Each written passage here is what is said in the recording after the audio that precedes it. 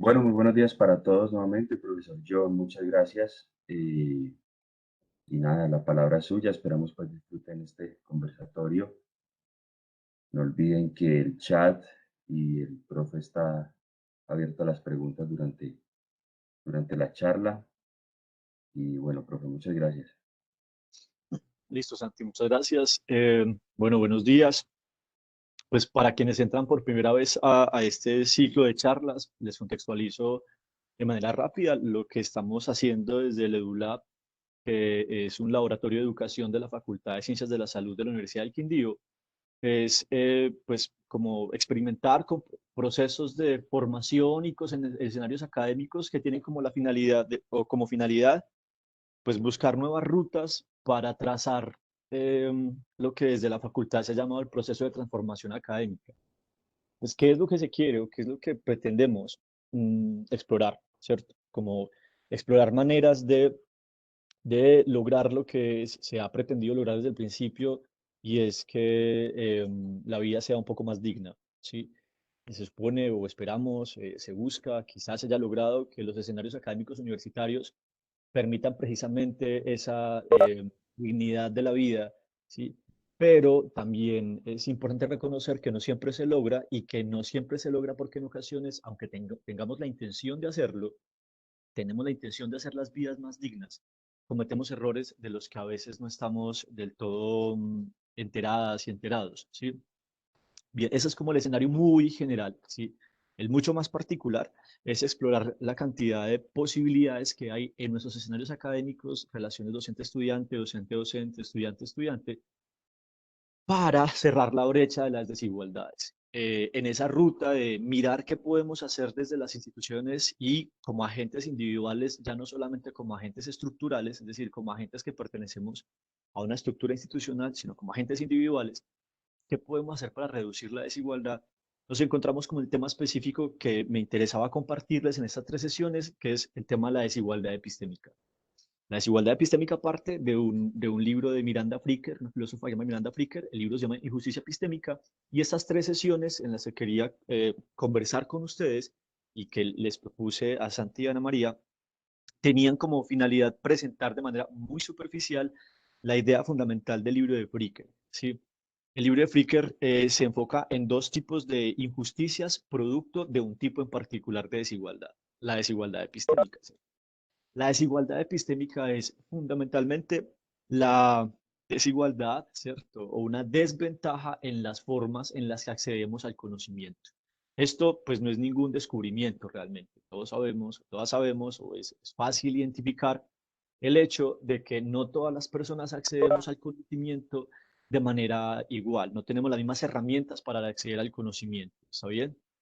Sin embargo, los alcances y las implicaciones de ese tipo de desigualdad no están del todo explorados o no habían estado explícitamente exploradas, o por lo menos yo no había tenido acceso y la mayoría de nosotras no había tenido acceso a ese tipo de exploración, y es la exploración de las implicaciones y características de la desigualdad epistémica lo que nos llama a estas sesiones, ¿sí?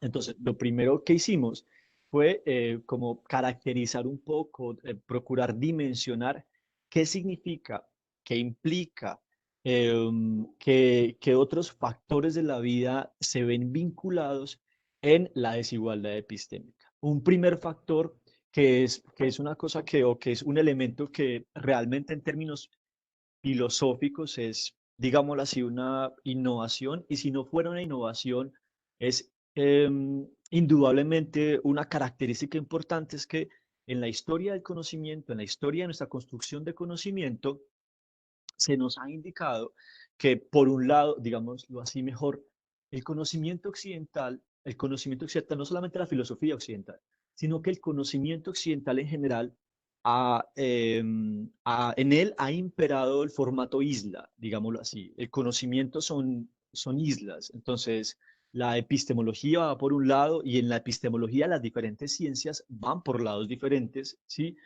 No estoy diciendo que hoy lo sea, que hoy todas las ciencias van por lados diferentes. A partir de la segunda mitad del siglo XX han habido sinergias significativas y cada vez esta característica isla del aprendizaje y del conocimiento es menor.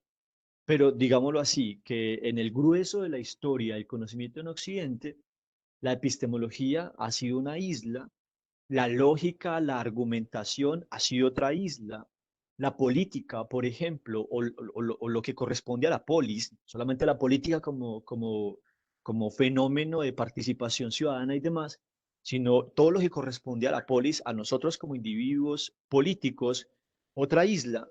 Y la ética se ha asumido otra isla que tiene ocasionalmente puentes, conversaciones, conexiones con las otras islas. Entonces tenemos que el conocimiento convencionalmente aceptado en Occidente, como la forma en que se ha extendido, no en Oriente la noción de sistema es otra vaina, ha sido separado y casi que cercenado, porque es cercenado en la medida en que no nace así el conocimiento, pero la especialización del conocimiento nos lleva a esta separación, ¿sí?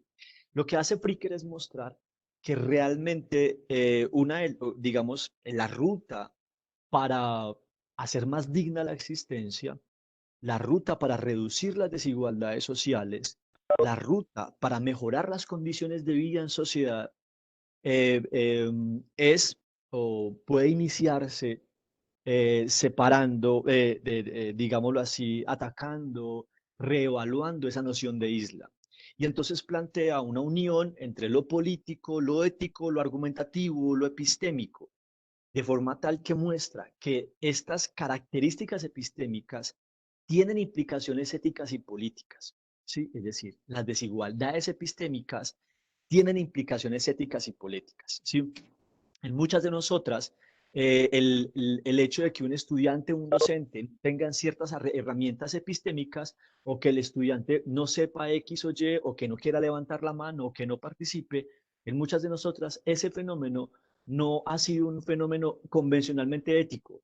No hemos convencionalmente creído que si el estudiante no quiere participar es porque no quiere saber y ya, ¿cierto? Y eso no lo hemos, por alguna razón, la mayoría de nosotras, no lo hemos conectado con un gran problema ético en términos sociales, y lo es, ¿sí? Es decir, las características, las formas en que nuestros estudiantes y nosotras mismas aprendemos, tienen implicaciones éticas y tienen implicaciones directas en la construcción de la sociedad, en la construcción de lo que necesitamos armar colectivamente, ¿sí? Bien, eso fue en términos muy sintéticos lo que vimos la primera sesión.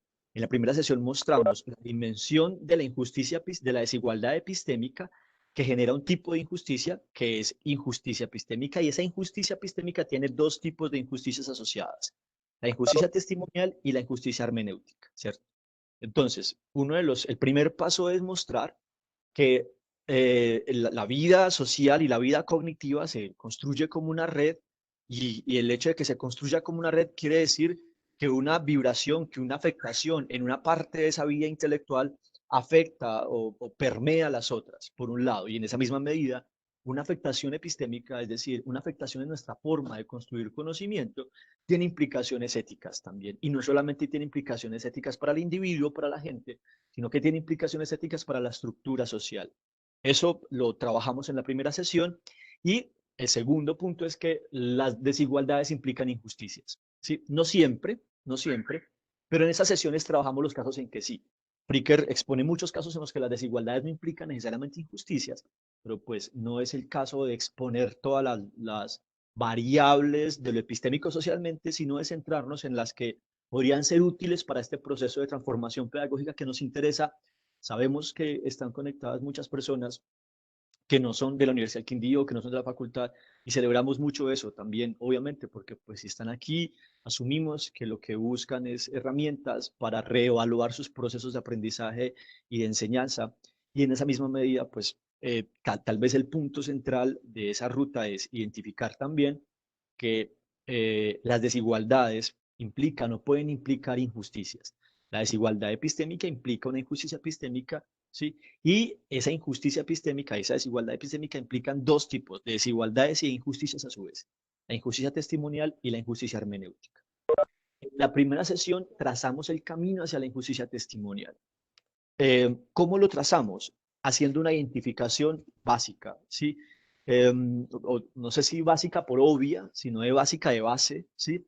Y es que algunas de las características que hemos identificado como capacidades son poderes. El tránsito de capacidad a poder no es simplemente un tránsito conceptual baladí o insignificante.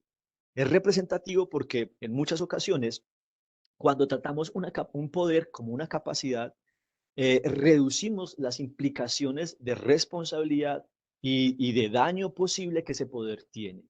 Sí, el ejemplo que pusimos fue con una docente que tiene la capacidad de calificar un trabajo a sus estudiantes. Un ejemplo muy sencillo, pero pues que traducido podemos decir que la docente tiene el poder de calificar un trabajo a su estudiante. Cuando decimos que tiene la capacidad, reducimos las implicaciones éticas de esa capacidad. El impacto de esa capacidad en la estructura social y en la estructura agencial, es decir, el impacto de la capacidad de calificar una nota en los agentes hacia los cuales califican sus objetos, digámoslo así, el sujeto mejor de su calificación, se reduce cuando yo veo ese poder como una capacidad. Pero cuando veo esa capacidad como un poder, lo que muestro es qué tipo de poder es, qué tipo de poder tiene el docente frente a su estudiante. ¿Sí? Y el poder que tiene es un poder significativo porque está amparado en una estructura general del poder. ¿Sí? Construimos para la primera sesión un Padlet, que es una plataforma, digamos, colaborativa, que Santi les compartirá en un momento también, y quienes ya han estado en las sesiones, pues ya lo conocen. Y en ese Padlet hemos dejado el material que yo he construido para ustedes y para que tengan como guía. Está la referencia del libro y está para cada sesión, gracias Santi, para cada sesión les diseñé lo que Santi les está compartiendo aquí en pantalla como una guía estructural del camino que hemos recorrido. En esa primera sesión no abordamos del todo el camino que hay entre el poder y las diferentes maneras en que el poder se da, ¿cierto? Y lo que hicimos fue hacer el tránsito hacia la segunda sesión. En la segunda sesión, cuando hablamos de injusticia testimonial, arrancamos, antes de explicar qué es injusticia testimonial, arrancamos explicando las distinciones de diferentes tipos de poder. ¿A qué tipos de poder nos referíamos entonces? Al poder identitario y al poder estructural. En últimas, ¿qué es el poder? Al poder identitario, perdón, que tiene injerencia en un poder agencial y en un poder estructural. ¿Qué es esta vaina del poder identitario? Digámoslo de manera un poco resumida, es el poder que las ideas tienen en la coordinación de los comportamientos humanos. ¿Sí? El poder identitario es, una vez más, el poder que las ideas tienen en la coordinación de los comportamientos humanos, de los razonamientos humanos también, naturalmente. No hay comportamiento voluntario que no tenga como antecedente un razonamiento. ¿Qué significa esto? Mm, Que en nuestra capacidad de comprender la realidad, hay, digámoslo así, lo que Fricker llama escenarios nebulosos, ¿sí? Y los escenarios nebulosos que nos impiden acceder de manera nítida a la realidad, mi cámara, por ejemplo, la cámara de mi celular, después de una avería, quedó con cierto filtro nebuloso que impide que se vea de manera nítida, digámoslo así, la realidad. Esos escenarios nebulosos, ¿sí? Son también ideas que impiden que accedamos de manera clara a la explicación, comprensión de los fenómenos sociales, de la relación que los otros tienen y de nosotras mismas. ¿Sí?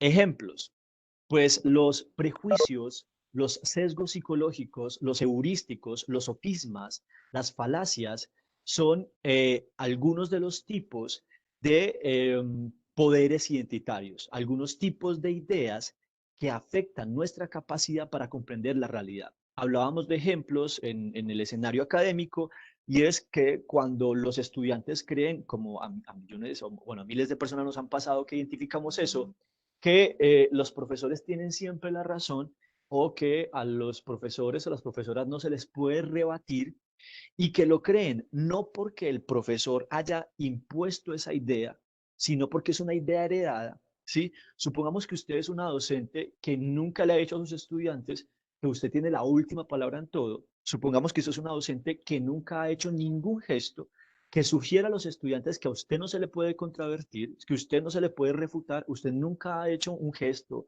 una expresión que les permita a ellos deducir que usted es una persona intransigente. Aunque usted nunca haya hecho eso, buena parte de los estudiantes vienen con esa idea, con la idea de que cuando uno se enfrenta contra un profesor, pierde. Sí, y no solamente pierde epistémicamente, porque el profesor, la profesora, se supone que sabe más, debería saber más, pero pues no es una norma, no es una ley, tampoco es una exigencia de todo, ¿sí? Sino que pierde políticamente. Un enfrentamiento político el estudiante puede perder porque el profesor le puede hacer perder la materia y cosas por el estilo que ustedes conocen de sobra. Esa idea, el poder que esa idea tiene sobre el comportamiento de los estudiantes es significativo. Significativo porque cuando usted esté cometiendo errores como docente, sí, lo más útil o lo más importante que usted debería tener a la mano es la participación activa de sus estudiantes que le permita identificar los errores que usted está cometiendo, éticos, políticos, epistémicos, estructurales, ¿sí? Pero si los estudiantes se sienten en condición de desigualdad frente a usted a causa del poder que las ideas prejuiciadas, justificadas, toda idea está justificada, por mala que sea su justificación, esas ideas justificadas tienen sobre el comportamiento de ellos serán víctimas de un poder identitario y ustedes también serán víctimas de ese poder identitario, porque pues en esa medida usted va a perder la posibilidad de reparar las acciones que está cometiendo que son equivocadas y no la va a perder por culpa suya, estrictamente hablando, sino que la va a perder por culpa del poder que las ideas tienen en la regulación del comportamiento humano. Y eso lo alargamos a otra cantidad de situaciones. El machismo estructural evidente, ¿cierto? También hace que algunas mujeres se sientan en desigualdad frente a algunos hombres y que, o frente a algunos hombres específicamente si tienen poder y si tienen su poder es epistémico, político, ético, sí, físico, ¿sí? Y esa desigualdad que es evidente y que ha sido estructural puede limitar su capacidad de ser testigos. Y aquí venimos con lo que hacíamos en la segunda sesión y es enfatizar en la injusticia testimonial. ¿Qué era entonces la injusticia testimonial? Es esta característica que indica, mejor, es un fenómeno que hace que los individuos sean, digámoslo así, eh, hay una expresión que usa Fricker que no la recuerdo muy bien, ¿sí? Que las personas vemos afectado nuestro lugar como testigos de conocimiento, ¿cierto? Todas las personas tenemos la posibilidad de ser testigos de conocimiento de alguien, ¿está bien? El chico, la chica de 5 años, bueno, de 8 años, es el testigo epistémico del chico de 5 años, ¿sí? El chico de 14 años es el epistémico de la chica de 11 años, ¿está bien? Porque pues los vemos como referente en su conocimiento sobre el mundo, ¿sí? Esta capacidad que tenemos de ser testigos epistémicos también implica una conciencia de nuestro lugar como testigos epistémicos. Me explico. Yo puedo ver en el profesor Santiago o la profesora Ana María testigos epistémicos al respecto de temas en particular, ¿cierto? Yo puedo ver en María José testigo epistémico al respecto de temas en particular. Sé que María José es experta en ilustración y tiene muy buenas herramientas estéticas. Cuando yo tenga dudas sobre ese fenómeno, recurriré a ella como una testiga epistémica en esa área o recurriré a la profe Ana María o al profe Santiago como testigos epistémicos en ciertas áreas, ¿sí? Pero el poder identitario puede hacer que, aunque María José es experta, aunque Ana María y Santiago son expertos en ciertos temas en particular, ¿sí? Si yo tengo, mi comportamiento está nublado, está viciado, ¿sí? Por poderes identitarios, por ideas agenciales o estructurales, agenciales o estructurales tienen que ver con ideas que yo diga, es que en últimas, las mujeres pues son muy apasionadas y no tienen mucha capacidad para solucionar problemas cuando las pasiones las abrazan, que es una idea prototípicamente machista. Entonces, aunque María José sea experta y Ana María lo sean, el poder de esa idea en mi comportamiento puede hacer que yo no recurra a ellas como expertas que son, porque puedo bajar, devaluar su capacidad epistémica. Y eso no solamente sucede con ellas, sucede también si yo creo que hay alguien que me puede ayudar, pero me doy cuenta que ese alguien es pobre, vive en una casa de poca monta, no se viste muy bien, que digamos, lo veo por la calle, me dicen, es que ese alguien es doctor en física. Es probable que si yo soy partidario que cargo conmigo ideas aporofóbicas, pues considere que ese individuo no es alguien con quien yo pueda considerar una discusión entre pares. Lo mismo sucede estructuralmente con la idea de que solamente quienes tienen un doctorado o una maestría son testigos epistémicos de alguien y en fin. El problema adicional con esa idea del testimonio epistémico viene cuando afecta también la capacidad del propio agente de asumirse como testigo epistémico de otros individuos, ¿sí? Cuando a causa del el poder de ciertas ideas, ¿sí? Yo mismo considero que no tengo las herramientas suficientes para ser testigo epistémico de nadie. Yo en este momento realizo un proyecto, un proceso de formación, digámoslo así, filosófica alternativa en una comunidad en el barrio Génesis de acá de Armenia y trabajo con el colegio ITI en un proyecto que tiene como foco reducir las desigualdades epistémicas.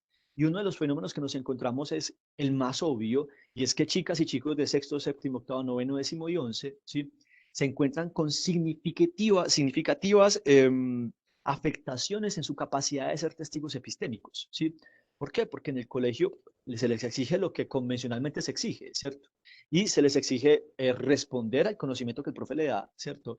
Y dar cuenta de ese conocimiento de la manera en que las profesoras y profesores les dan. De forma tal que la capacidad testimonial de una persona de grado sexto es poca o nula, dependiendo de la materia, dependiendo de la mecánica de la profesora o profesor, pero convencionalmente un chico de sexto, una chica de sexto asume que no sabe mucho de la vida, ¿sí? Su incapacidad de reconocerse como testigo epistémico tiene otra cantidad de violencias estructurales. Si aparte de eso el chico gaguea, si aparte de eso la chica es fea o el chico es feo, si aparte de eso está racializado, si aparte de eso tiene alguna discapacidad física, ¿sí? Ese tipo de desigualdades o de condiciones del individuo, sumadas a las ideas que en la estructura social tenemos de esas condiciones, eres venezolana, en este contexto y en su contexto importa mucho el acento, entonces eres venezolana o eres pastuso o hablas pasito, una vez más eres tímida, eres fea, en tu casa te han dicho que eres boba los últimos 15 años o 13 años y te lo creíste, ¿cierto? Una cantidad de fenómenos sociales afectan la capacidad testimonial de la gente, afectan nuestra capacidad para asumirnos como agentes de conocimiento. Esto era, en síntesis, el foco de la sesión 2. ¿Sí? ¿Sí? Entonces, teníamos como reto identificar cómo enfrentarnos a eso. Santi, ¿puedes bajar un poquito, porfa, el documento? Entonces, teníamos como reto a la siguiente página. Este documento, como les decía, está en el Padlet, que es el enlace que les compartió. Eso, ahí está muy bien. Está en el Padlet, que es el enlace que Santi les compartió. Y, pues bueno, en caso de que les sea de utilidad, en cada documento está la estructura de las sesiones y está la referencia de lo que hicimos. Entonces, ¿qué teníamos como primer elemento de justicia epistémica? ¿Cuál es el propósito? Pues la justicia epistémica, ¿cierto? ¿Cómo trazar el camino hacia la justicia epistémica? Pues reconocer eh, cuáles de nuestras capacidades son poderes, cuáles son las implicaciones de ese poder, digámoslo así, oculto o explícito en nuestras capacidades sociales. El solo reconocimiento del poder implica reconocimiento de las responsabilidades, ¿cierto? Y ya el reconocimiento de las responsabilidades le dejará a usted y a su honestidad y su disposición a hacer cosas pues el escenario es mucho más claro, digámoslo así, ¿cierto? Es decir, cuando nuestros conceptos, cuando aplicamos más conceptos a lo cotidiano cambia, ¿cierto? Y esta aplicación de más conceptos a lo cotidiano, que hace que lo cotidiano cambia, hace que lo cotidiano se nos presente, digámoslo así, con variables que no veíamos antes, y esas variables que no veíamos antes exigen actos que no teníamos antes, ¿sí? Exige la asunción de nuevos verbos, digámoslo así. Y esto ya es parte del camino para la construcción de la justicia epistémica, ¿sí? Entonces, ese reconocimiento de los diferentes tipos de poder nos pone enfrente la injusticia testimonial, ¿cierto? Que buscamos entonces, pues la justicia testimonial, ¿cierto? ¿Cómo trazamos el camino para la justicia testimonial? Pues enfrentando sesgos, prejuicios, heurísticos, sofismas, falacias que alimentan el poder social y el poder identitario, ¿cierto? La idea de que si alguien parece un gamín y tiene pinta de marihuanero y es marihuanero porque lo vi en la esquina metiendo marihuana, no tiene por qué llegar al salón a hablar trabado, ¿cierto? Porque hay N cantidad de escenarios en los que los estudiantes llegan drogados al salón y el profesor prejuiciado, que a veces es víctima del poder identitario que nos dice que la marihuana hace que los seres humanos se pierdan y sean indigentes, ¿sí? Y cosas por el estilo, hace esas ideas prejuiciadas ponen en desigualdad epistémica al estudiante. Claro, es muy probable que un estudiante muy drogado sea incapaz de conectar claramente ideas, o no es necesariamente, o digamos, la conexión no es necesaria. Puedes estar drogado y aún así tener capacidad epistémica y la habilidad para desarrollar ideas en un escenario académico, por ejemplo, ¿cierto? Entonces, reevaluar nuestros vicios racionales, reevaluar cuáles son las ideas que hemos creído sobre las otras personas y sobre nosotras mismas, reevaluar el poder que el machismo y que las ideas patriarcales tienen en nuestro comportamiento social, es una herramienta para reducir las desigualdades testimoniales y la injusticia testimonial. Una vez más, como víctimas, como victimarios, o sea, la desigualdad que le imponemos a otros también, pero como víctimas también, ¿sí? En alguna medida, muchas de las personas que son victimarias de las desigualdades epistémicas son a la vez víctimas de las ideas del poder identitario de ciertas ideas, ¿sí?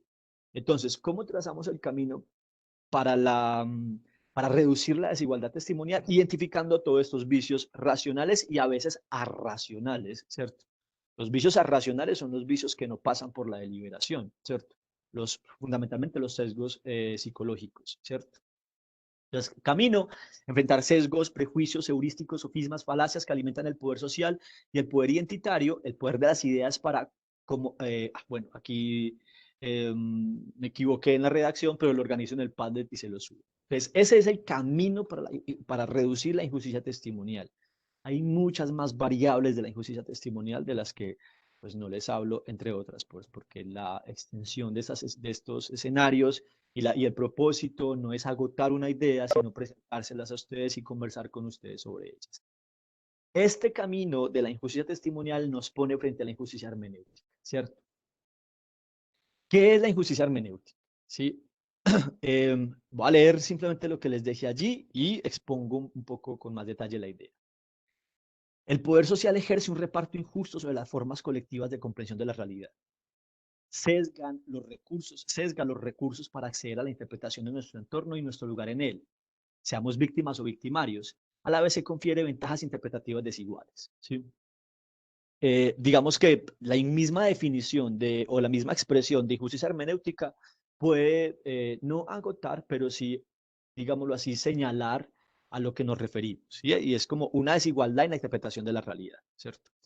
¿Qué significa tener una desigualdad en la interpretación de la realidad? No solamente significa tener desigualdad en el acceso al conocimiento, que es injusticia epistémica, sino que nos lleva a una comprensión equivocada de el lugar que los otros tienen en su explicación de la realidad y el lugar que nosotros tenemos en nuestra explicación de la realidad.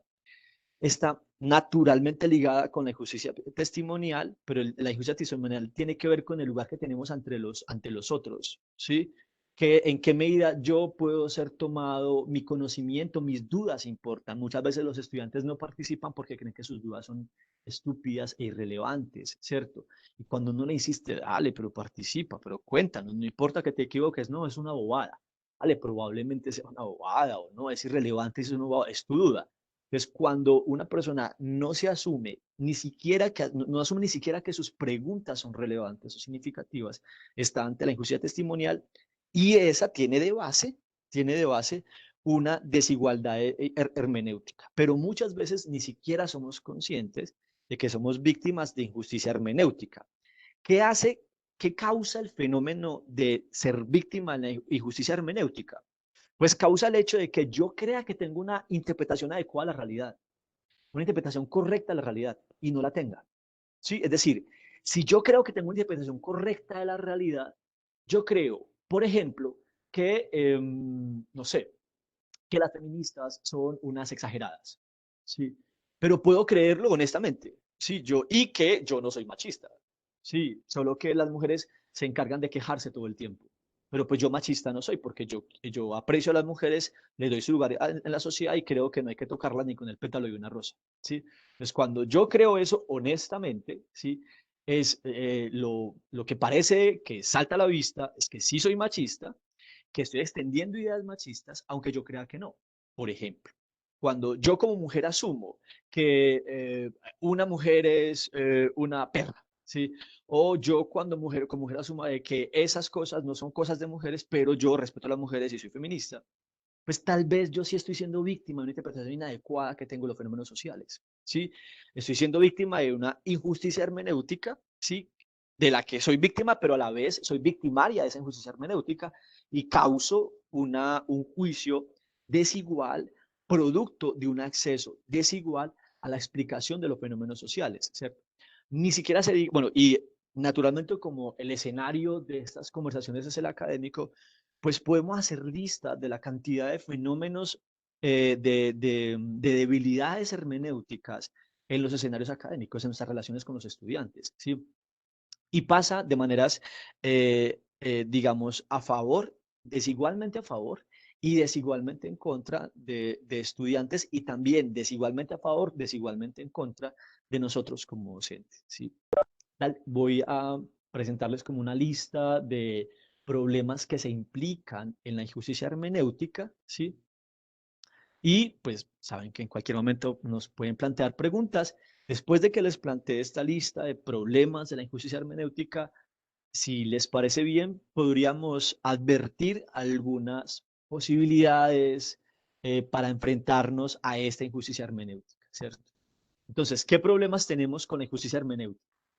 Primero, las ventas hermenéuticas nulan la capacidad de darnos cuenta del daño que recibimos y, en algunos casos, del daño que causamos. Esto es esto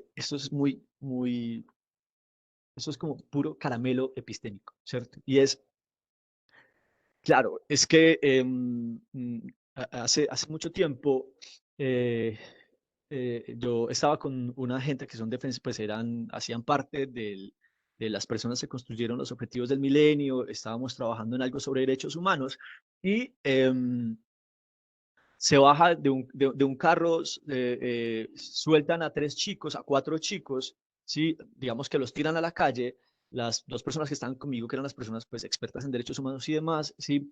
Van hacia donde los chicos están evidentemente golpeados, les preguntan qué les pasó y dicen que nada.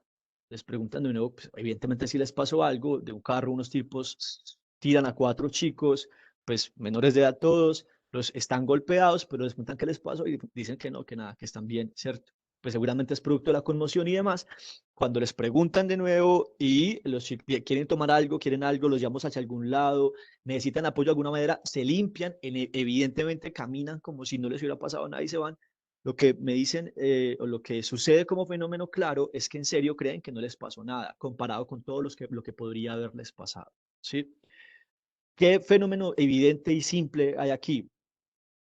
Que el vivir constantemente en un escenario de desigualdad y de violencia hace que le bajemos el volumen a la violencia evidente. Es decir, si, eh, si alguien te violenta de manera sutil, pero estás acostumbrada o acostumbrado a las violencias radicales, ¿sí?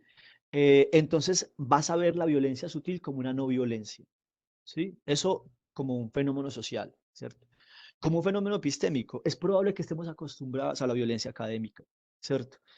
Y que nosotros como docentes, yo he sido un profesor violento, ¿sí? O sea, yo he sido un profesor que por crear escenarios de jocosidad, me burlo de las respuestas evidentemente desatinadas de algunos estudiantes, ¿sí?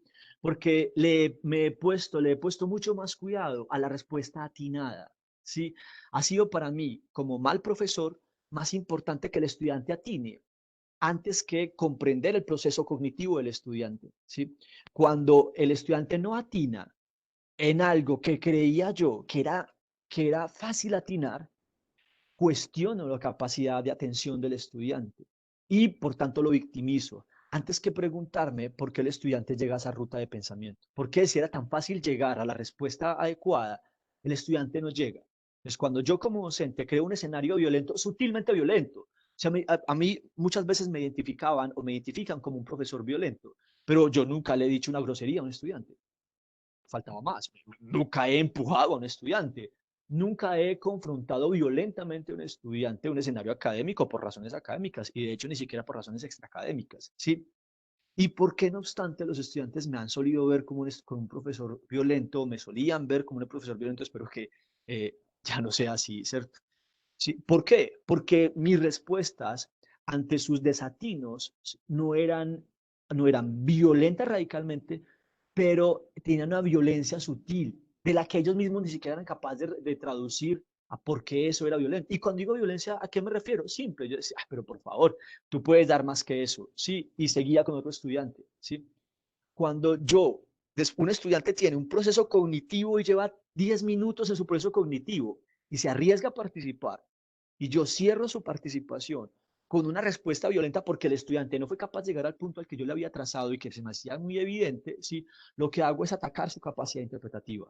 Lo que hago es bloquear, por ejemplo, poner más niebla en su confianza hermenéutica. Y este es uno de los primeros puntos problemáticos, ¿sí? Que es que la injusticia hermenéutica que yo causo como victimario y también que tengo como víctima reduce mi confianza hermenéutica. Esto no quiere decir que todo vale, ¿sí? Eso no quiere decir que cualquier respuesta es verdadera, no, no necesariamente. Eso, seguramente si el estudiante comete un error, yo no voy a decirle sí, el azul es rojo porque tú lo dices, pues naturalmente no, habrán escenarios mucho más complejos del acierto epistémico. Pero quiere decir que ese hecho, el hecho de que la verdad no es relativa, en la mayoría de circunstancias la relatividad no es el caso, ¿sí? Eso no quiere decir que debamos desatender las implicaciones de la confianza epistémica de la construcción de conocimiento, ¿sí? Y muchas veces no somos conscientes de ello.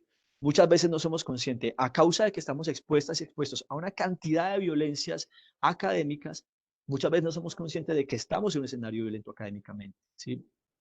Bien.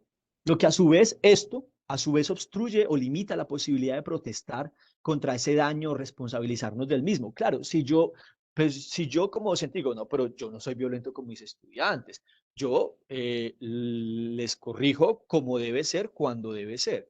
Y seguramente crees honestamente que lo haces. Y si le preguntas a tu estudiante, es muy probable que tu estudiante diga, no, el profesor sí, no, pues él se burló y todo eso porque es un recochero y no, no, no, no, no, es que si yo me equivoqué y el profesor lo hizo bien. ¿Sí? Es probable que haya sido así, pero es probable que no y que ninguno de los dos se dé cuenta. ¿Sí? Y si es probable que no, y ninguno de los dos se da cuenta, porque estamos acostumbrados a cierto fenómeno violento, sutilmente violento en el escenario académico, desigual, sutilmente desigual e injusto en el escenario académico, pues no lo vamos a corregir, porque uno no cambia lo que no cree que debe ser cambiado, ¿cierto? Entonces, lo que a su vez obstruye o limita la posibilidad de protestar contra ese daño o responsabilizarnos del mismo. Es por eso que se perpetúa, ¿sí? Pues no parecerá necesario tomar medidas para evitarlo. Ese es uno de los primeros problemas de la injusticia hermenéutica. La segunda, que genera una desventaja, sí, Yo, yo quisiera ahí, digamos, complementar y es cuando el escenario es tan violento que la normalización de la violencia hace que el chico crea que si el profe es violento y si te trata con palabras mayúsculas y si te trata tal vez como lo tratan en la casa, que es lo que pasa un poco en el contexto en donde yo me muevo en Colinas. Entonces, el profe es brusco, no solamente físicamente, pero ahorita decías, yo nunca he empujado a un estudiante. En Colinas puede ser una situación repetitiva, en donde ya, yo lo empujo, pero aparte lo trato con palabras de huevón, de imbécil, de venga pues, yo lo quiero mi hijo. ¿Y qué pasa con este muchacho? Se perpetúa porque, yo no sé, es como que sorprendentemente estos profes son muy acogidos por la comunidad y el chico dice, ah, ese profe es lo mejor. Ese profe es lo mejor porque me recuerda a lo ya conocido. claro, En el trato es como mi papá, es como mi hermano, es como cuando pasa eso en los grupos de adictos en rehabilitación, que el facilitador viene de ser un chico adicto y tal vez dice, no, a mí me mejora el trato porque yo vengo de ahí, yo sé cómo tratarlos, yo sé cómo manejarlos y siguen perpetuando la violencia. Eso pasa en el colegio, es decir, los chicos han normalizado tanto que el profesor que los trata bien, que ese es el bobo, digamos. Ese es el profe que no me gusta tanto porque no me está, no me está, no, No sé por qué me trata bien, no sé por qué no me grita, no por qué no me dice palabras mayores. Y el otro profe es el que parece parcero, porque trata como yo trato a mis amigos y como me tratan en la comunidad. Eso es, ahí me es muy complicado porque es como un poco lo que yo tengo en la cabeza como educador que se maneja en esas comunidades, por eso lo perpetúo para ser aceptado por las comunidades, pero eso se genera un ciclo de violencia que no para. Muy bacano, Mónica, lo que dices. Sabes, yo conocí un proyecto en Nicaragua, pues no fui a Nicaragua a conocer el proyecto, pero pues conocí un proyecto que se realiza en Nicaragua sobre nuevas masculinidades. Sí, es muy bacano, porque tú dices, sorprendentemente, este tipo de profesores tienen más acogida a los estudiantes, pero luego explicas por qué no es sorprendente, ¿cierto? Pues explicas por qué no es sorprendente, porque, o sea, realmente tu sorprendentemente no viene al lugar para ti misma, ¿no? Porque luego explicaste que no es sorprendente. ¿Por qué? Porque estos profesores que son o que somos así, ¿sí? Pues se les parecen más a lo conocido y son menos ajenos, ¿sí?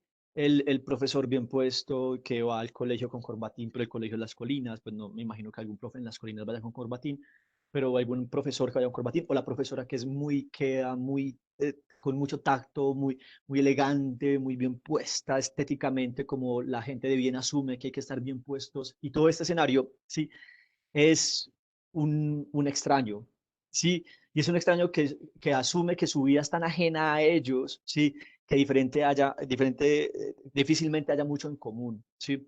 Entonces, este contexto en común, estos gestos en común, el profesor que se permite la grosería, la palabra hijo de puta, gonorrea, marica, como expresiones, no estoy diciendo que eso esté mal, sino que este tipo de expresiones convencionales en los profes, pues claro, hace que el estudiante vea a alguien de barrio también, ¿cierto? Y entre barrios nos vamos entendiendo. El problema no es ese, pues no creo que eso sea un problema del todo. El problema es cuando esto perpetúa el escalamiento del poder identitario. Un ejemplo muy sutil, cuando tú dices que es muy común que el profe empuje y pues creo que entendí que eran escenarios, digámoslo así, amables, pero también se puede dar en escenarios no amables. Sí, que se ve mucho en colegios de algunos barrios donde el profe en serio estruja al estudiante porque está desesperado con el estudiante. En el Génesis hay un profe muy querido que hace algo que a mí me parece encantador, y es que antes de clase él tiene una tula de boxeo en el salón. Sí, pues es un taller de banistería, es el profe de talleres, una tula de boxeo. Y les dice a los estudiantes, bueno, quienes quieren, entonces antes 5 o 10 minutos antes de la clase les dice, bueno, los que no quieran pegarle al muñeco, pues sigan y se sientan, que ya vamos, los que quieran hagan fila. Y entonces les dice, insúltelo y péguele, y los pelados le pegan y se desquitan con su mamá, con su papá, con su hermano, pegándole a la tula de boxeo, ¿sí? A mí me pareció, pues, impresionante, pues no es impresionante, es comprensible, solo que claro, simplemente no había pensado en que eso les permitiría el desarrollo de su creatividad de manera más libre, ¿cierto? Porque después de haberse desquitado su odio, el odio es un fenómeno maravilloso y parece que es de los pocos sentimientos que uno debe descargar. El amor también es un sentimiento que uno suele descargar. Uno se descarga de amor y se descarga de odio, pero de maneras diferentes. A veces iguales. Entonces se descargan de odio y siguen. Cuando el profe le dice eso, pero duro, o es que es una niña, como un hombre, le dice a los chicos, ¿cierto? Entonces, es un profe con muy buenas intenciones, súper bien, o sea, lo que piensan las emociones de los estudiantes antes de disponerse a trabajar con ellos. ¿Quiénes hacemos eso? ¿Cuántos hacemos eso? ¿A cuántos nos importan? Ni siquiera la virtualidad ya definitivamente ni siquiera nos permite del todo preocuparnos de las personas, sino de las cifras. Se conectaron 30, se conectaron 3, se conectaron 15. Si no, se conectó Tatiana, Camila, Daniel. No, ¿cierto? Entonces, el profesor piensa en personas, ¿cierto? Pero extiende al mismo tiempo estereotipos violentos, ¿cierto? Como el hecho de que las niñas pegan pasito y los niños pegan duro. Sí, pues un prejuicio Sí. un poco ridículo, ¿cierto? Pero, Pero que, pero, dale, dale. perdóname, te interrumpo. Es que ahí yo creo que, digamos, no me entendiste bien o no me supe expresar. Digamos que el profe Fresa, que es el que llega con corbatín y todo, solo había un caso en Colinas y no se adaptó al contexto. Los mismos chicos lo sacaron porque no era conocido. No, digamos que yo siento que el profe sí lee el contexto y se adapta y es cercano al chico en el lenguaje, en la expresión. No me refiero a eso, sino que me refiero al profe que es violento en la forma en que se dirige al muchacho, en que es Ya. violento en la forma, no el parcero, porque todos tratamos de entrar en una parcería, sino ese profe que cuando lo regaña, no lo regaña diciéndole, hey, mira, es que hay otras cosas afuera, sino es que usted es un imbécil, es que por eso es que está acá en esta comunidad, es que es un bueno para nada, pero ese profe también es aceptado por los chicos porque ellos han normalizado esa violencia. Entonces es como si usted no me habla duro como mi papá y no me hace sentir un inútil, pues no, es muy débil, profe. Usted tiene que hacerme sentir que realmente yo no valgo y yo le camino a ese profe.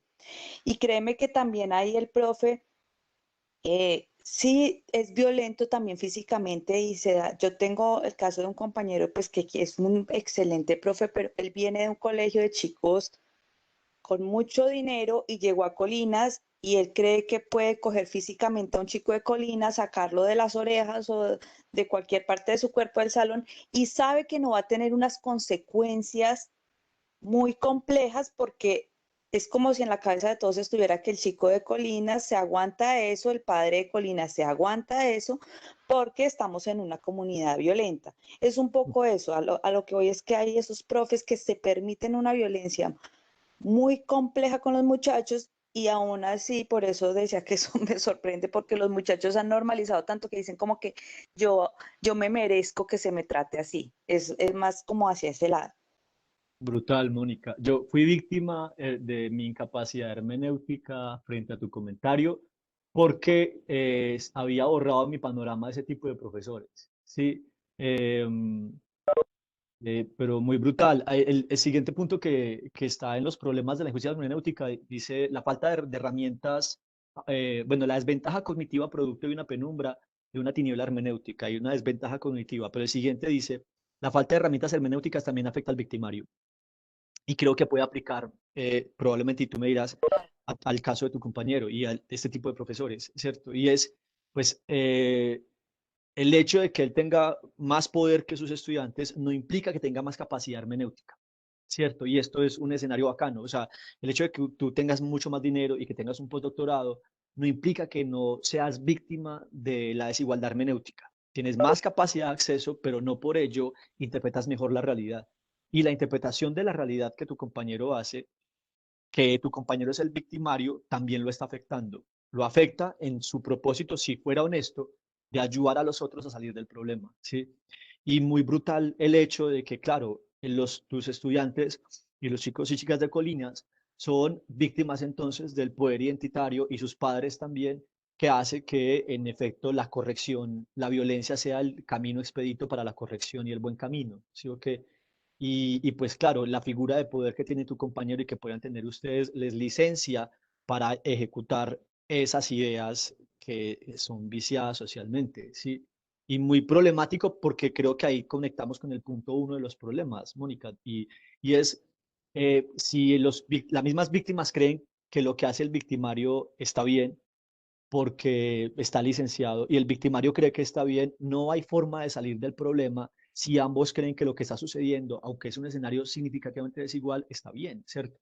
Unos estudiantes de la Universidad de Quindío me comentaban que hay una profesora X, ¿sí? Que les decía que a ella no le contestaran, que ella no tenía por qué prender la cámara y que si se ponían a ponerle las quejas al director o la directora, pues entonces iban a verse las consecuencias y que a ella la tenían que respetar, pero me lo dijeron como un escenario no en queja. Y es como que, profe, pero es que, pues sí, la profe tiene razón, uno también porque se va a poner a quejarse por las cosas y ya tiene la libertad de no prender la cámara en última si no quiere. Y pues ella, ¿cierto? O sea, una cantidad de cosas que uno diría en el Colegio de las Colinas pasan una cantidad de violencias, pero pues en las universidades también sucede, ¿cierto? Y este escenario social de la pandemia y del paro nos ha permitido ver una cantidad de violencias estructurales de docentes, ¿sí? Y evidentemente violentos, pero que algunos estudiantes justifican, ¿cierto? Y esta es la condición de la víctima y el victimario que a causa de su desigualdad hermenéutica no se reconocen como víctimas y no se reconocen como victimarios, ¿sí? Si era por ahí, ¿sí o qué? Sí, sí, perfecto. Sí, está bien. Brutal, gracias, Mónica. Entonces, bien, aquí viene otro elemento que es muy problemático pero que no por problemático deberíamos de obviar en este fenómeno de la desigualdad hermenéutica, y es la diferencia entre la desventaja cognitiva y la incapacidad cognitiva, ¿cierto? Entonces, muchos estudiantes y muchas personas mejor tenemos desventajas cognitivas. Las desventajas cognitivas son producto de la desigualdad epistémica y causan injusticia epistémica, hermenéutica, testimonial.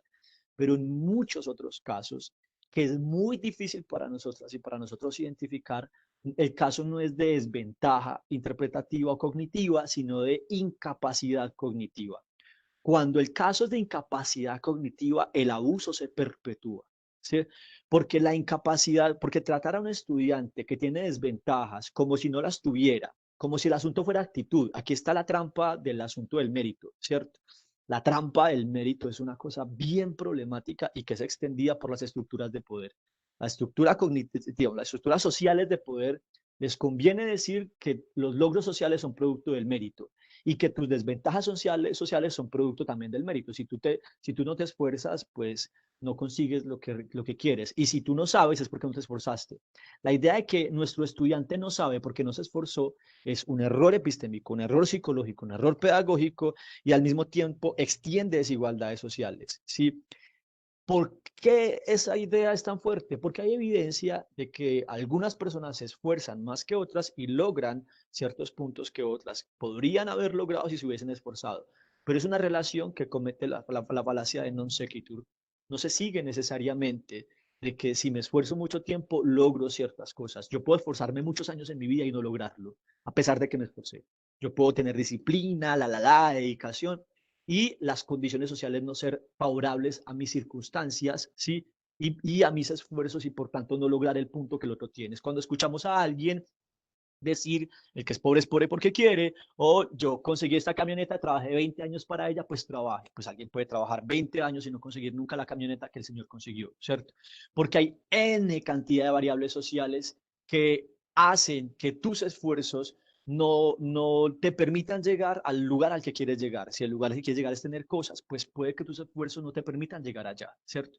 Entonces, esta misma idea, ¿sí? Que es la que está a la base de la identificación que tenemos de los otros y del ataque que hacemos frente a las desventajas cognitivas, ¿cierto? Entonces, cuando asumimos que el estudiante que no sabe o el profesional que no llega a ciertas circunstancias no llega por culpa de sí mismo, pues claro que tenemos una interpretación viciada y sesgada de la realidad. Pero eso que es tan problemático se multiplica o adquiere una dimensión exponencial, ¿sí? Cuando lo que le sucede al otro es que tiene incapacidades cognitivas. Y capacidades cognitivas implican también, o en el gran conjunto de las incapacidades cognitivas están también las incapacidades emotivas, emocionales, ¿sí? Es decir, si alguien tiene muchas ventajas cognitivas, no tiene afectaciones psicológicas, biológicas, cerebrales, frente a otros estudiantes. Es decir, tengo dos estudiantes, uno de ellos tiene muchas debilidades cognitivas, biológicas, ¿sí? El otro no, este tiene una cantidad de virtudes, su cerebro es mucho más rápido, le permite analizar con mayor destreza, tiene una capacidad inferencial impresionante, una cantidad de habilidades cognitivas, pero tiene desventajas cognitivas emocionales, ¿sí? Esas desventajas emocionales afectan su capacidad también como sujeto hermenéutico, como sujeta testimonial, como sujeta epistémica, ¿cierto? Y afecta, por tanto, su plan de vida y su dignidad social humana, ¿sí? Pero si yo como docente no identifico eso, si yo como docente no identifico esas incapacidades o esas diferencias, ¿sí? Porque decir acá incapacidad frente a lo emocional es un problema también, más diferencias emocionales, pasionales, cognitivas, voy a tratar por iguales a quienes no son iguales, ¿sí? Y el no reconocimiento por parte de los agentes del poder de esas incapacidades y diferencias cognitivas y emocionales escalona la desigualdad social y la desigualdad epistémica y la desigualdad social. ¿Cuál es el problema? Que la estructura académica, cuando nos meten 40 estudiantes en un solo salón, ¿sí? Y cuando nos piden en 16 clases vaciar contenidos o desarrollar capacidades y no tenemos escenarios para el reconocimiento de los individuos, cuando mi grupo no tiene una psicóloga o un psicólogo que trabaje con cada uno de los estudiantes y que me pueda dar informe de ellos, ¿sí? Cuando nadie me dice a mí, pilas, esta estudiante tiene estas habilidades, estas destrezas, pero tiene estas limitaciones, pilas, desarrolle clases teniendo en cuenta que tiene 5 estudiantes con estas características, otros 4 con estas. Cuando yo no tengo ese informe psicológico de mis estudiantes, esa descripción que permitiría hacer un escenario académico más justo, menos desigual, pues casi que es inevitable escalar, causar, acrecentar la desigualdad, ¿cierto? Y eso es un problema que yo no tengo ni idea de cómo se soluciona, ¿cierto? Pero el hecho de que, como les decía al inicio, no tengamos forma fácil de acceder a la solución de esos problemas, no implica que debamos desatenderlos, ¿sí? Por lo menos reconocer que en mis 40 estudiantes o 30 estudiantes, que son cifras frente a una cámara porque no ponen sus rostros, ¿sí? Entre ellos hay N cantidad de variaciones sobre desventajas epistémicas y cognitivas y emocionales, incapacidades cognitivas, epistémicas y emocionales, desigualdades epistémicas, cognitivas y emocionales. Reconocer que no tengo 40 en las mismas circunstancias epistémicas debería por lo menos ser una variable que yo tenga presente. No sé cómo eso eh, eh, podría servirnos para cambiar el contenido de las clases, pero como mínimo la disposición hacia las mismas. Y ya esa es una ruta, ¿sí? Ya vamos cerrando, ¿cierto? Porque pues nuestro propósito es dar como pequeñas cápsulas de 1 hora, que no es poco, ¿sí? Yo quisiera ahí, digamos que otra ruta es que, aunque eso no nos lo permite, como tú bien dices, tantos estudiantes no nos permite identificar esas incapacidades, sí, digamos, tener en cuenta esto y en la planeación de nuestras actividades, entender que hay diferentes tipos de inteligencias, diferentes formas de aprender, ¿cierto? Que no todo el mundo aprende escuchando una charla de 2 horas, sino que hay gente que le gusta aprender viendo imágenes, hay otra gente que le gusta que le llegue la música para entender las cosas. Entonces yo siento que como profes podemos llenar de muchas cositas nuestras clases para permitir como abrir esas puertas hacia esas incapacidades cognitivas que permitan al chico entonces manejar lo audiovisual, lo sonoro, lo lúdico, bueno, otras cosas, porque a veces el profe se encasilla en una sola forma de dar clase y cree que todo el mundo aprende de la misma forma. Entonces es como, pues eso es lo que yo trato de hacer. A veces me queda muy difícil porque además nosotros tenemos una incapacidad cognitiva para tratar esas incapacidades cognitivas. No entendemos cómo trabajarlas. Entonces, es llenar, es saber que hay inteligencias múltiples y múltiples formas de aprender y es llenar nuestras clases como de ese abanico de opciones. Sí, muchas gracias, Mónica. Hay una cosa que el profe Santiago decía, creo que fue en la primera o la segunda sesión, y es qué responsabilidad tienen el poder estructural en esto, es decir, qué responsabilidad tienen las instituciones en esto, y es toda, es decir, eh, como profes también necesitamos de herramientas para que esto se dé, así que estos elementos es fundamental que lo reconozcan los decanos, las directoras de programa, los rectores de instituciones, las coordinadoras y coordinadores, porque si no es así, pues no van a disponer espacios para que eso pueda ser, ¿cierto? Y a nosotros nos queda una carga mucho más problemática para que nos permita lograr ese tipo de identificación. Es decir, necesitamos también que las instituciones creen escenarios para que eso sea posible, nos capaciten, nos den herramientas, pero a la vez que nuestras cargas académicas, esas capacitaciones hagan parte de ella. La preparación de clase, la preparación de escenarios, la conversación con las psicólogas o psicólogos, es decir, si esto no se programa con el poder estructural, la capacidad de impacto del poder agencial es muy limitada, ¿cierto? La capacidad de impacto de Mónica con sus herramientas y sus muy buenas intenciones será muy limitada y súper desgastante para Mónica si no está estructurada con un compromiso y con una agenda que el poder estructural organice también, ¿cierto?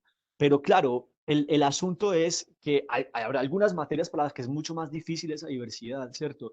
Habrá algunas áreas para las que es mucho más complicado, pero como mínimo tener eso como referente, no olvidarlo, porque a veces la naturalización hay una falacia, hay un sofisma, ¿sí? Que tiene esa perspectiva o esa ruta. Baja un poquito, ahí Santi, muchas gracias. Hay un sofisma y es el sofisma de hilación, ¿sí? ¿En qué consiste? En que, mire, como una sola golorina no hace verano, entonces, pues, ¿qué necesidad? ¿O para qué lo vamos a hacer? O sea, hacer eso no va a ayudar en gran cosa, entonces no lo hagamos. Y es un razonamiento tramposo, muy tramposo, ¿sí? Es decir, eh, marchar no va a lograr nada, pues logra, pero muy poquito, entonces no lo hagamos, ¿cierto? Manifestarse políticamente logra cambios, pero muy insignificantes, entonces no lo hagamos. La creencia de que la única forma de solucionar los problemas sociales es con los cambios radicales es una creencia que parece noblemente justificada, pero que parece desconocer la forma en que las sociedades mutan. Lo mismo sucede con los fenómenos académicos, ¿sí? Las pequeñas transformaciones pues trazan el camino, ¿cierto? Pero necesitamos de la colaboración también del poder estructural. Dicho esto, pues en cada una de las sesiones les he dejado como algunas herramientas para enfrentar cada uno de los tipos de desigualdades. Ya vamos cerrando esta sesión de hoy y con esto este ciclo de 3 charlas. Y pues voy a dejarles como algunas de las posibilidades, no solamente que se identifican en Flickr, sino que pues a la luz de conversaciones con amigas y amigos, podemos identificar para reducir o para trazar el camino hacia la justicia hermenéutica. Pues primero construir escenarios acá. Sí, No, bien, Pedro, si justo me da la palabra más adelante. bueno, señor, entonces termino aquí esto y su merced bien pueda. Dice, construir escenarios académicos colectivos entre estudiantes y docentes para superar los hábitos interpretativos rutinarios. Es decir, una de las alternativas es construir escenarios no de contenidos, ¿cierto? Dejar en sus escenarios académicos no una conversación sobre los contenidos de las materias que orientamos o los estudios académicos que orientamos, sino una conversación sobre sus perspectivas hermenéuticas, sobre sus lugares como sujetos hermenéuticos. Plantear esta discusión sobre la injusticia epistémica con nuestros estudiantes, comentarles el tema, leerse el libro de Flickr, coger estas herramientas que les estamos dando y compartirlas con los estudiantes, explorar, ¿cierto? Crear escenarios de conversación con nuestros estudiantes y nuestros colegas, ¿sí? Pues puede permitirnos conocer cosas que no conocíamos y en esa misma medida ampliar la relación conceptual que tenemos con el mundo, cambiar variables y cambiar el mundo. ¿Sí? Cambiar el mundo es cambiar lo que vemos cuando vemos las cosas. Es decir, la finalidad es que, o el camino es cuál, dejar de ver en lo que vemos siempre, dejar de ver lo que vemos siempre. Y eso se logra con conceptos. Y esos conceptos se logran con una exposición colectiva. Segundo, los agentes y estructuras con poder deben evaluar las condiciones de debilidad e incapacidad cognitiva de sus colectivos para trazar estrategias que permitan reducir el daño producto de la desigualdad epistémica y, por tanto, reducir el escalamiento de la desigualdad social, el punto que decía ahorita, ¿cierto? Los agentes que tienen más poder y que son poderes estructurales, pues deben también hacer parte de ese proceso de transformación. Y esto parece que estoy hablando como de un sueño o una cosa que podría lograrse en el 2020 y algo. No, es decir, mañana, hoy podría hablar con nuestros coordinadores, nuestros directores de programa, nosotros mismos, y venga, necesitamos un espacio de conversación sobre este tema. Necesitamos que nos deje un escenario en el que reduzca las horas de clase y las ponga con horas de conversación filosófica sobre la epistemología y sobre la desigualdad epistémica, con profesores, para ver a qué nos exponemos, ¿cierto? Porque muchos, como lo decíamos a raíz de la intervención de Andrés Felipe, una de las sesiones, es muchos que tratamos de hacer el escenario, la conversación de manera honesta, somos victimarios y víctimas, ¿cierto? Sin que lo sepamos. Lo otro es iniciar el camino iniciar el camino de la deconstrucción de cada agente. ¿Qué es el camino de la deconstrucción? Pues una cosa que le aprendimos al feminismo y es, tal vez ustedes estén equivocadas y equivocados en la forma en que se conciben como agentes en la sociedad. Sí, tal vez algo de lo que han hecho durante los últimos 40 años está mal. Y usted puede decir, es que yo llevo 40 años haciendo esto. Sí, sí, y seguramente te ha funcionado, pero no sabes cuánto daño has causado emocional, político, ético, y pues incluso a ti misma. Y pues tal vez valga la pena revisarlo. Puede que no, puede que en tu revisión de tus 40 años, con tus concepciones de mundo, pues lo hayas hecho bien, sí, casual o deliberadamente bien.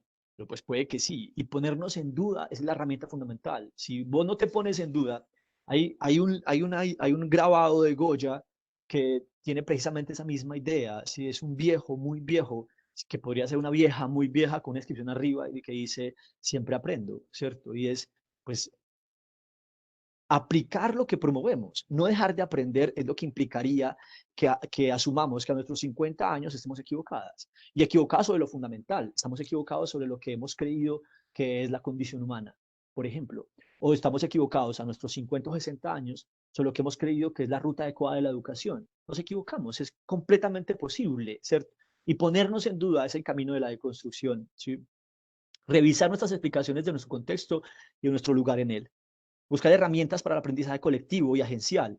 cuando el poder estructural no ofrezca las vías para el mismo. Miren, en la DW hay documentales maravillosos y hay uno en particular que se los podemos compartir en el Padlet también sobre la ignorancia programada, ¿cierto? Muchas estructuras de poder ya político, digamos, a gran escala, y lo hemos visto en redes sociales y alimentan lo que se conoce como el sesgo de confirmación y buscan la ignorancia programada.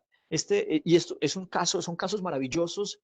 Les sintetizo el caso de las tabacaleras esto fue de los 70, creo, 70, 80 en Estados Unidos, que cada vez se escalonaba, se mostraba, 70, 80, 90, no recuerdo bien la fecha, se mostraba con evidencias que el tabaco causaba problemas para la salud. Entonces, esto iba a traer consecuencias garrafales para la industria tabacalera. Entonces, la industria tabacalera se prometió que invertiría en ciencia y en tecnología, en investigación, para identificar las causas del cáncer y demás. Claro, ¿qué hicieron? Invirtieron para demostrar que el cáncer y los problemas asociados al tabaco tienen al mismo tiempo otras causas, que hay muchas cosas que causan el cáncer de pulmón, por ejemplo. Y investigaciones no falsas, no mintieron, demostraron en efecto que habían N cantidad de variables que causaban cáncer de pulmón. ¿Esto qué mostró? Que la responsabilidad única no era las tabacaleras. Al mostrar eso, crea un caos epistémico, ¿sí? Y una reducción de la responsabilidad sobre ellos mismos. Sí, las causas son muchas, yo no soy el único responsable, ¿sí? Entonces, esto de la ignorancia programada, ¿sí? Es un fenómeno al que nos enfrentamos colectivamente, ¿sí? Entonces, enfrentarnos a la ignorancia programada tendría que suponer que las estructuras de poder quieren enfrentarse y reducir la ignorancia programada. Pero muchas estructuras sociales, y yo no hablo de Colombia o no simplemente de Colombia, hablo de las desigualdades que tenemos como humanos para enfrentarnos a quienes quieren o quienes promueven la ignorancia programada. Esto, cuando la estructura no nos ayuda, solamente se logra mancomunadamente entre los agentes individuales, ¿sí? ¿Qué quiere decir? Que salir de esos problemas epistémicos es una tarea colectiva entre, por ejemplo, quienes estamos en esta conversación, o entre nuestras amigas y amigos. Somos amigas y amigos para compartirnos las cosas cotidianas de la vida y nuestras pasiones y dolores, pero también un reto fundamental es que aprendamos colectivamente. Buscar herramientas para el aprendizaje colectivo y agencial cuando el poder estructural no ofrezca las vías para el mismo, ¿sí? Y una comunidad ética no puede construirse mientras se estimule la injusticia epistémica. La vida digna se construye en colectivo y eso es como parte de no sé si la conclusión, pero creo que es una de las ideas que podríamos tomar como bandera en este escenario general de la desigualdad epistémica. Pues esa era mi exposición hasta ahora. Te escucho, qué pena, no vi el nombre de quien quería participar, pero te escucho, te escuchamos. Muy buenos días para todos.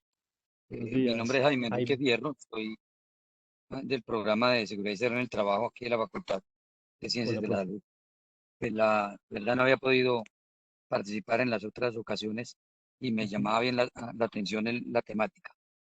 Pues yo le quiero agradecer y quiero felicitar a los organizadores de esta conferencia, de este ciclo de conferencias, porque tienen un nivel de profundidad que, digamos, en las universidades y en las instituciones educativas pocas veces lo vemos. Y ese nivel de profundidad está contenido en una concepción humanística, obviamente epistémica y hermenéutica, temáticas, las tres: humanística, hermenéutica y epistémica, tres categorías que básicamente están por fuera de los currículos hace mucho tiempo.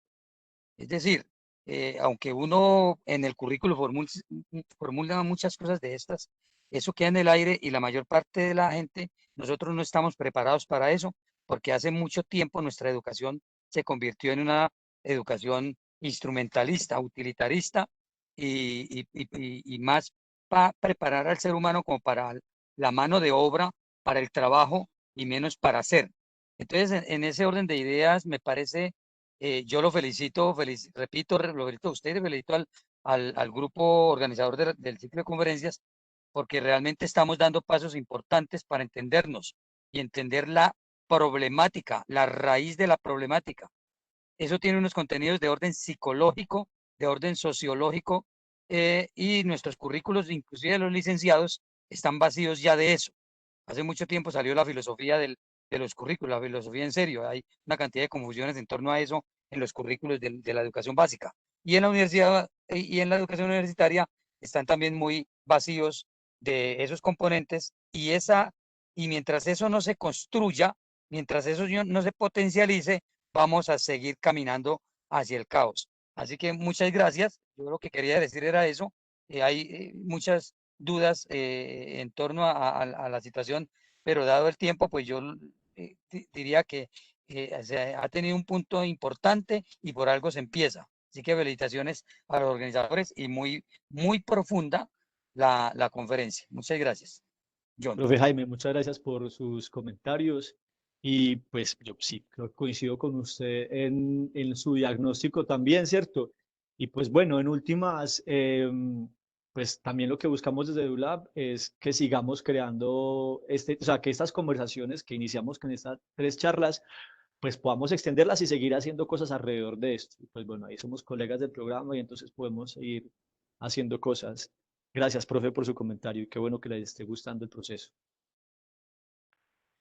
Eh, bueno, pues en caso de que no hayan más comentarios o preguntas, pues les agradecemos evidentemente su participación. El profe Santiago envió un cuestionario. ¿Profe quiere decir algo al respecto? Profe, no, agradecerle a usted nuevamente por estas 3 charlas. Creo que a todos ha sido de gran agrado estas discusiones y muy importante seguir profundizando sobre las mismas. En lo que dice el profe Jaime, acabo de enviar un formulario para recibir alguna retroalimentación por parte de los participantes. Allí podrán pues, expresar un poco si quieren profundizar en algún tema especial y pues eso será material para nosotros seguir construyendo estos espacios en conjunto con docentes como el profe John y Sasa que pues, nos aportan de forma significativa a muchos procesos como docentes. Entonces, sí, la idea es que respondan a este cuestionario pues de la forma más honesta y eso es. No, profe, creo que agradecer a los participantes. Que Andrés Felipe levantó la mano, acabo de ver. Bueno. Sí, qué pena, es que trato de usar la herramienta como para no interrumpir. Había una pregunta en el Padlet, la pregunta 3, que decía qué herramientas o estrategias creen que podríamos utilizar para reducir el impacto negativo del poder epistémico en relaciones académicas. Sí. Yo quería compartir una perspectiva que, pues, digamos que yo no puedo escapar mi manera de ver el mundo, entonces, pues yo trato de ver las cosas por medio de la ciencia. Y cuando pienso en las desigualdades, pues creo que muchas vienen de estructuras jerárquicas, ¿sí? De estructuras jerárquicas que nosotros nos construimos, como económicas, académicas, gente que tiene más plata, menos plata, gente que tiene más títulos, menos títulos, hasta jerarquías espirituales donde hay gente más iluminada, menos iluminada, o jerarquías éticas donde hay gente pues que vale la pena escuchar, hay gente repudiable, ¿no? Y en ese sentido siento que las estructuras jerárquicas que tenemos en nuestra mente, pues si bien de alguna manera son útiles, muchas veces contribuyen a segregar a la sociedad y a separarnos, a ver a otros como dignos de ser escuchados o no, y a ver a otros como repudiables o no lo escucho. Y pienso en el origen de las desigualdades desde una perspectiva biológica, ¿sí? Desde una perspectiva biológica, pues las desigualdades entre distintas especies animales tienen un origen en el azar, ¿sí? En mutaciones genéticas. Entonces, si distintas especies existen, digamos, son distintas, todas están sometidas a un sistema que supongamos es el planeta, pues hay unas especies que son favorecidas y otras que no a seguir existiendo y hay otras que perecerán por no adaptarse. ¿Sí? Yo creo que estas estructuras jerárquicas tienen un origen meritocrático, como usted lo mencionaba, y nos hace pensar que hay otros que están allá arriba o están allá abajo porque lo merecen, ¿sí? Pero en realidad, pues me gusta pensar que en realidad esas desigualdades también tienen un origen azaroso, quisiera compartir este Twitter que acabo de mandar, no sé si lo pueden proyectar. Mientras que de Eh, pronto el profe Santi lo puede proyectar para que tú nos cuentes un o- poco por qué ok, por qué lo preguntas. Hay una cosa muy bacana que dijiste que creo que hace que deba precisar algo que no precisé y que es una idea que puede quedar implícita. Claro, la pregunta o la idea que puede quedar implícita es suponer que el propósito de esto es eliminar la desigualdad, ¿cierto? ujú, Y no se puede eliminar la desigualdad, ¿cierto?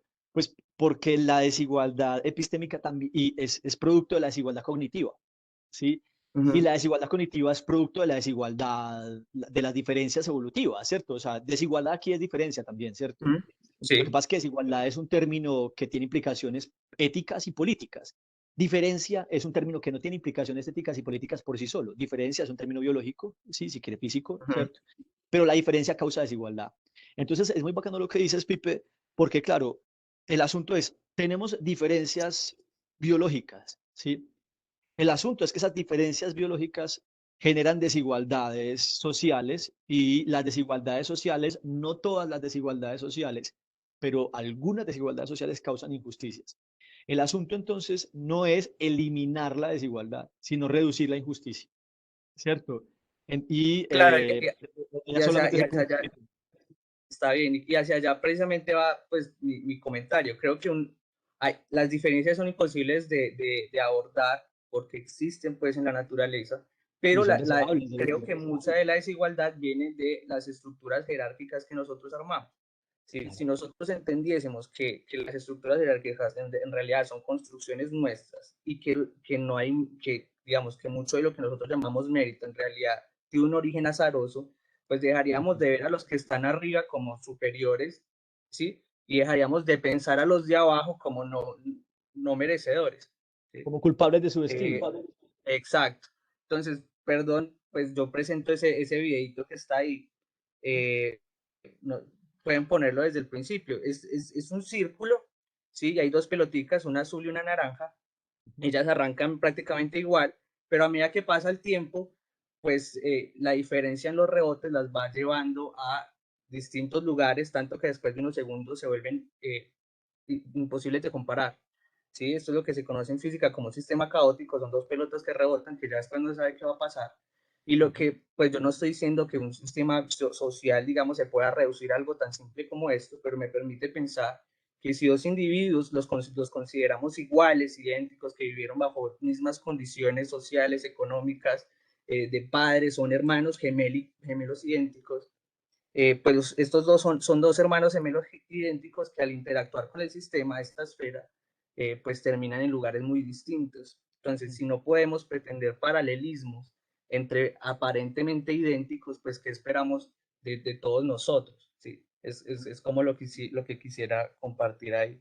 Y Buenísimo, muy entonces, bacano. pues pensar a los otros, a los diferentes, que sus diferencias en realidad solo tienen origen en el azar, pues me permite encontrar en el otro un igual, un digno de ser un digno interlocutor, por más pobre, feo, negro, eh, qué sé yo, no sé, se me ocurren mil cosas, ¿sí? Claro. Que en un principio condicionan nuestra, pues el oído al otro. Es Sí, eso, es que entonces creo eso ajustaría. Dale, dale, dale.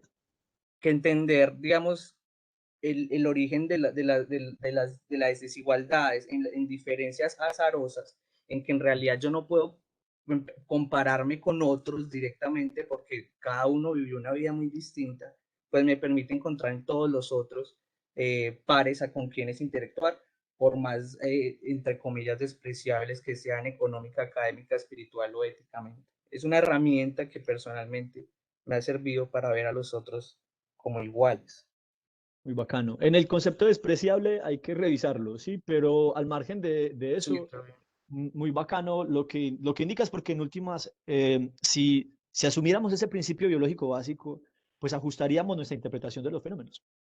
Y ajustar nuestra interpretación nos podría permitir entonces reducir la injusticia que causamos con el juicio y, por tanto, ajustar nuestro comportamiento para responder a esas desigualdades azarosas. ¿cierto? Que son al mismo tiempo desigualdades, o sea, no solamente biológicas, sino socialmente, ¿sí? Muy chévere el ejemplo, Pipe, muy bacano. Muchas gracias. Y gracias por la participación. Y gracias también, obviamente, a Mónica y a las personas que han estado participando y haciendo que... Bueno, John, buenos días a todos.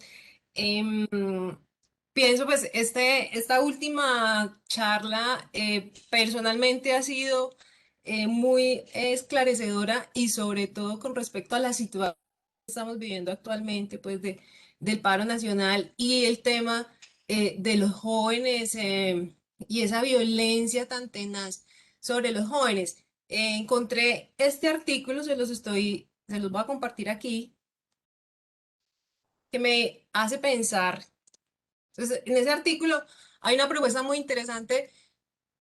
Una de las propuestas es que los jóvenes en este momento en Colombia pues están divididos como en dos grandes grupos. Entonces, un grupo es el grupo de los universitarios y el grupo de las barriadas, ¿cierto? Y entonces el grupo de los universitarios pues obviamente tiene unas herramientas, ¿cierto? Que les permite organizarse, que les permite actuar, que les permite ver perspectivas de futuro, lo que no pasa con los grupos de jóvenes de las barriadas, ¿cierto? Que son los que, y bueno, pues aquí ahí están la conformación de esas, de las primeras líneas, Ujú. ¿cierto?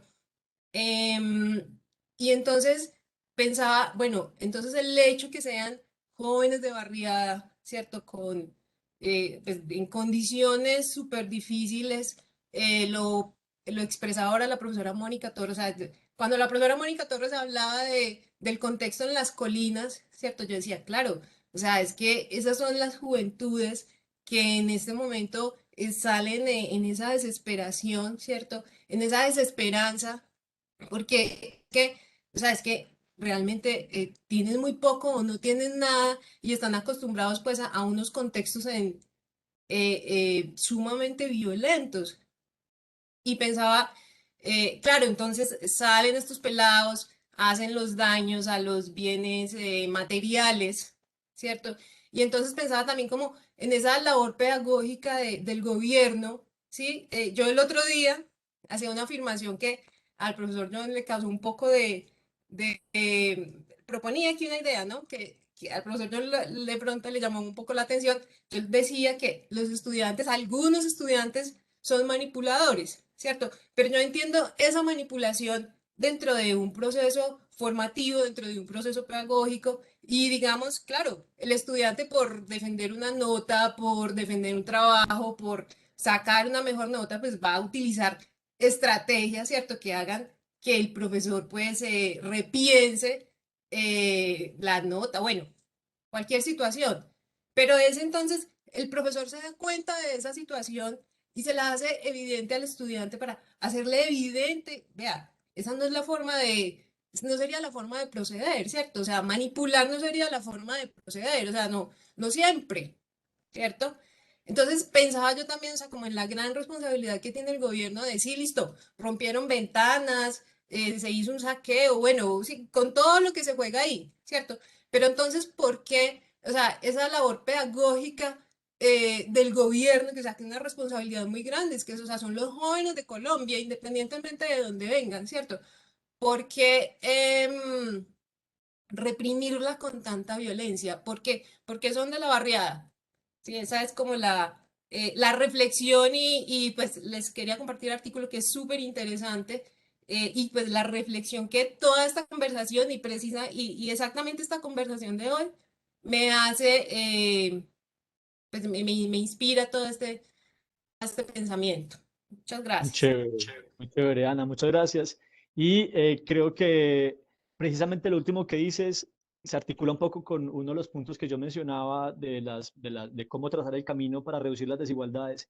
Y es, bueno, si el poder estructural, el poder estructural mayor, digámoslo así, que en este caso es el Estado, no nos está dando las herramientas para una mejor comprensión de la realidad y para emitir juicios más justos, no juicios desiguales e injustos, pues el trabajo es nuestro, ¿cierto? O sea, el trabajo es seguir creando, pues, como espacios como este y seguir encontrándonos para poder nosotros, por nuestra propia cuenta, mejorar esa comprensión y ajustar esos juicios para causar menos daños, ¿cierto? Muy chévere. Ahí el profe Santiago en el Padlet les subió el video muy explicativo que El Felipe artículo. compartió y Ujú. el artículo que Ana nos Sí. comparte, pues para que les quede como herramienta también. Yo quería despedirme ya finalizando, agradecer el espacio, porque la verdad, no sé si en este tiempo de pandemia y eso, o en estos tiempos, a veces uno encuentra pocas oportunidades para hablar de profundidades. A mí me gusta mucho porque el espacio se volvió como una conversación entre amigos. Sin Ujú. conocernos me sentí escuchada y me sentí, pues los temas realmente me interesan porque como decía Ana, estamos en un momento en donde estamos con los chicos, yo soy profe y a veces quisiera dejar de hablar de tantas cosas tontas y niñas y esto realmente nos deja reflexionando todo el día y un tiempo largo. Yo me perdí una, pero la verdad, John, te agradezco. Fue un espacio muy agradable porque desde lo académico podemos profundizar, pero tampoco se vuelve pues una cátedra cansona de esas que uno ve pasar diapositivas y no entiende nada. No, no, no, se vuelve muy palpable lo que vamos viviendo. Entonces, tenerme en cuenta para las próximas. Te agradezco enormemente y agradezco por las personas que conocí en este espacio. Gracias. Qué chévere, Mónica, qué gusto y obviamente pues sí, qué gustazo, obvio. Muchas gracias. Bueno, eso fue todo. Ahí seguiremos charlando entonces. Listo, profe John, muchas gracias a todos los participantes. Ana, mil gracias. Ahí queda el cuestionario y esperamos pues que, como decía por ahí Andrés Felipe, se repita. Esperemos Ujú. que esto siga creciendo. Un Vale, feliz día para todos y hasta la próxima. Entonces, mil gracias. chao, que estén muy bien. Gracias, Has. Chao, muchas gracias. Chao.